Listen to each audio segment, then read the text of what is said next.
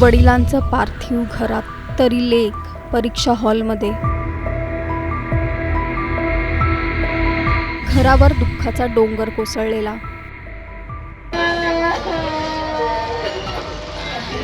पण स्वप्नांसाठी ती थांबली नाही. डोळ्यात अश्रू, हातात पेन, घरात वडिलांचं पार्थिव आणि समोर आयुष्य ठरवणारी परीक्षा. ही कहाणी आहे सोलापूरमधील एका अशा मुलीची जिच्यासमोर नियतीनं एकाच वेळी दोन कठीण प्रश्न उभे केले, एक कर्तव्याचा आणि एक भावनांचा. वडिलांचं पार्थिव घरात असताना लेक मात्र परीक्षा केंद्रावर होती.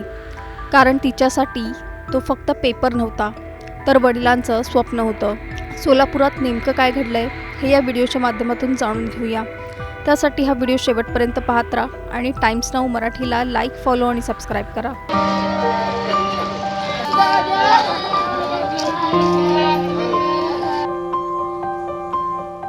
राज्यभरात 10वीच्या परीक्षा सुरू आहेत.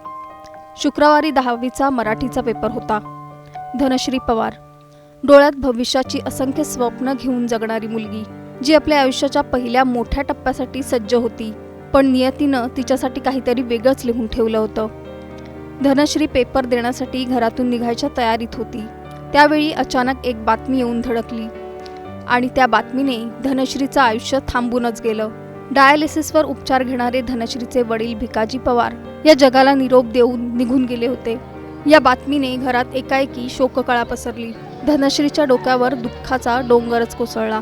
एकीकडे वडिलांचं पार्थिव, तर दुसरीकडे 10वीचा पहिला पेपर. अशावेळी धनश्रीसमोर प्रश्न होता, भावनांना प्राधान्य द्यायचं की भविष्याला. सुरुवातीला तिनं परीक्षा न देण्याचा निर्णय घेतला.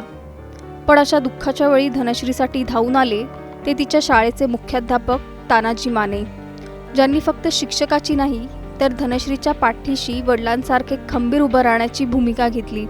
माने सरांनी धनश्रीची समजूत काढली. तिचं वर्ष वाया जाऊ नये म्हणून कुटुंबाची मनधरणी केली.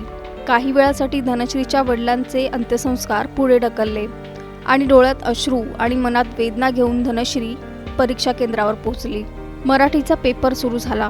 पण हा फक्त मराठीचा पेपर नव्हता, तर धनश्री लिहित होती आपल्या वडिलांचं स्वप्न, आपलं भविष्य आणि दुःखावर मात करण्याची तिची कहाणी. पेपर संपल्यानंतर माने सरांनी स्वतः धनश्रीला पुन्हा तिच्या घरी नेऊन सोडलं, जिथे तिच्या वडिलांचं पार्थिव अखेरचा निरोप देण्यासाठी वाट पाहत होतं. धनश्री घरी पोहोचली तशी तिच्या अश्रूंचा बांध फुटला आणि तिने आपल्या वडिलांना अखेरचा निरोप दिला. ही फक्त धनश्रीची कहाणी नाही, तर ही प्रत्येक त्या विद्यार्थ्याची कहाणी आहे जो संकटावर मात करून स्वप्नांसाठी लढतो. आज धनश्रीने दाखवून दिलं की परिस्थिती कितीही कठीण असली तरी जिद्द आणि शिक्षणाची ओढ असेल तर प्रत्येक दुःखावर मात करता येते. वडिलांच्या जाण्यानंतरही न ढळणारी तिची जिद्द, डोळ्यात अश्रू असतानाही न थांबलेलं तिचं स्वप्न, हीच तिची खरी ताकद ठरली.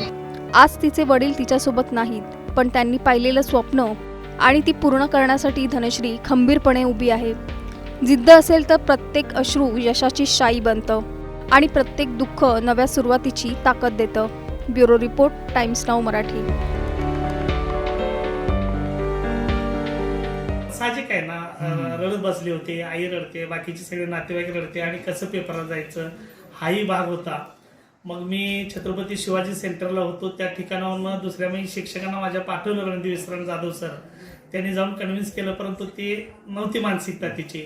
मला त्यांनी सांगितलं तसं आणि मग मी स्वतः माझे पटकन तिथं घरी गेलो.